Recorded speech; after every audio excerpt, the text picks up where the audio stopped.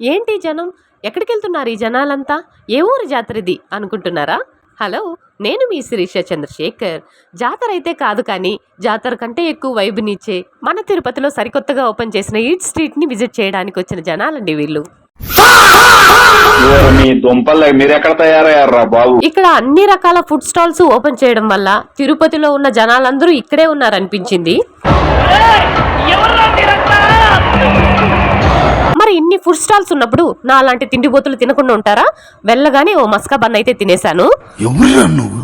ఇంత టాలెంటెడ్ ఉన్నావు. టేస్ట్ అయితే అంత గొప్పగా చెప్పలేం, కానీ నాకైతే ఓకే ఓకే అనిపించింది. ఏ స్టాల్ చూసినా హెవీ రష్ తో నిండిపోవడం వల్ల నేను సింపుల్ గా ఓ ప్లేట్ పానీపూరి చెప్పాను.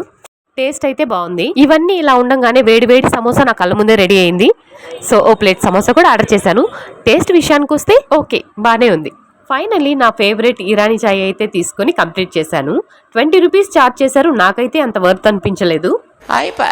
ఈ ఫుడ్ విషయం అవి పక్కన పెడితే, డే అంతా వర్క్ టెన్షన్స్ తో వెళ్ళిపోవడానికి రెడీగా ఉన్న ట్రాన్స్ఫార్మర్ లా మీ బుర్ర హీట్ ఎక్కినప్పుడు, అలా చిల్లవ్వాలనుకున్నప్పుడు తప్పకుండా ఈట్ స్ట్రీట్ ని ప్రతి ఒక్కరు విజిట్ చేయండి. మాట్లాడితే మూత మీద వాత పెడతా. ఇక్కడ ఫుడ్ మాత్రమే కాదు, చాలా కలర్ఫుల్ గా ఉన్న వాటర్ ఫౌంటైన్ కూడా రెడీ చేశారు.